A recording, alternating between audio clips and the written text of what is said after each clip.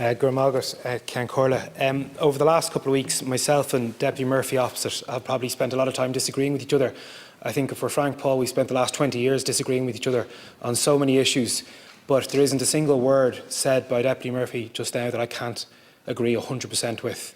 And I think that's something that we have to start off on this point. This legislation is so important to so many people outside this House, but so many people within this House from all parties and none, that it behoves all of us to add a genuine level of discussion and reflection on what this legislation is seeking to do. The legislation in its current form, whilst obviously we welcome it and obviously we won't stop it going past the stage, is woefully inadequate and woefully long overdue. Ken Corla, this legislation, it's still, even in its current form, it still leaves us completely out of the European orbit, completely out of step with similar jurisdictions near us, and I think we need to reflect deeply in the coming weeks over this debate in this House, at committee and indeed in the Shannon over what we're trying to achieve with this vitally important bill.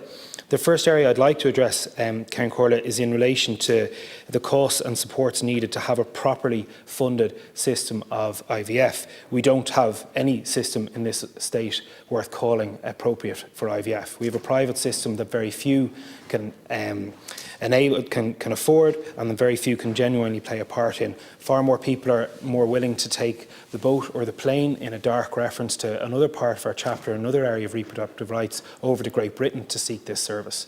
And I think we have to be honest with ourselves. We are failing the population. When I say we, I pretty much say all of us on this side of the House in particular.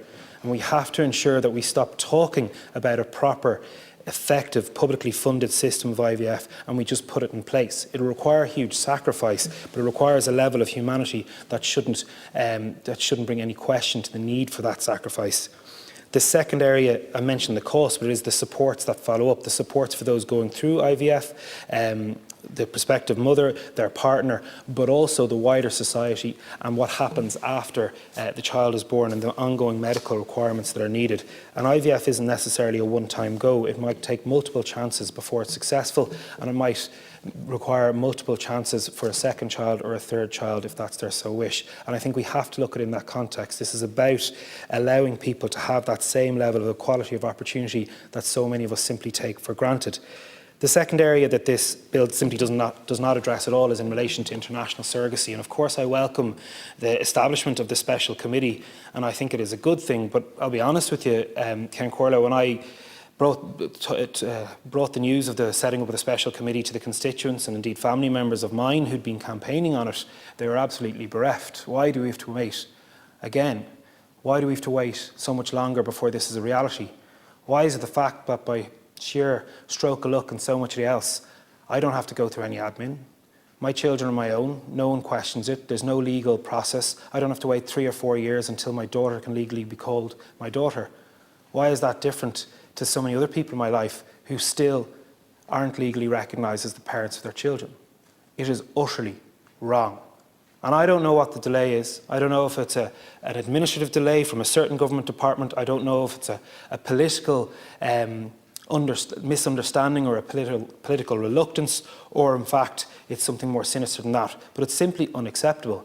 We need to see the committee that's been set up allowed to do its work comprehensively but also swiftly to ensure that the next time we come at this bill, be it at report stage or committee stage, that it includes a genuine aspect in relation to international surrogacy that provides those parents, those mums and dads, those mums and mums, those dads and dads, those mums or dads, the exact same rights that by sheer fluke of genetic luck that I'm granted to and don't have to think about it.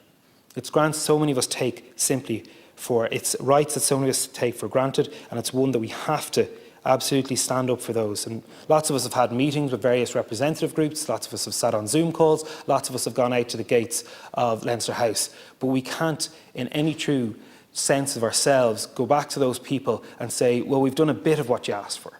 We have to do absolutely what they've asked for. And what they've asked for is quite straightforward. They've given us examples from other jurisdictions, they've given us sound legal advice, and they've got the assurance, certainly from my own political party in Fine Gael, and I know other political parties and political representatives have given them the same assurances.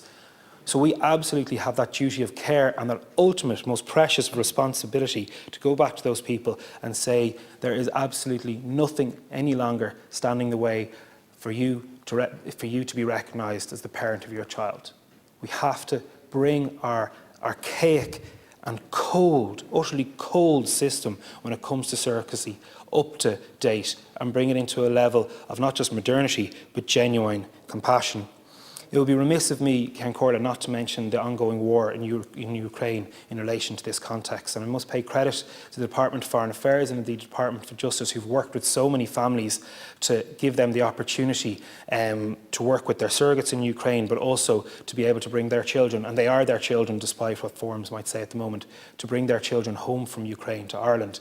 There's still a number of people who are in an extremely worrying situation who are trying to get their surrogates out of Ukraine, out to safety, in order not just that they can have their children, but also they can avoid the violent and oppressive war that Vladimir Putin is waging. But I think on a more practical level that Ukraine has been the release valve for so many of the inadequacies of our own state's approach to surrogacy over the last number of years, the last decade or so, that so many people now will not have the opportunity that others have had over the last couple of years to go to Ukraine to get a surrogate. And we saw this before in relation to changes to international adoption rules as well over a decade ago, I think in relation to Vietnam, Thailand and also Russia at the time.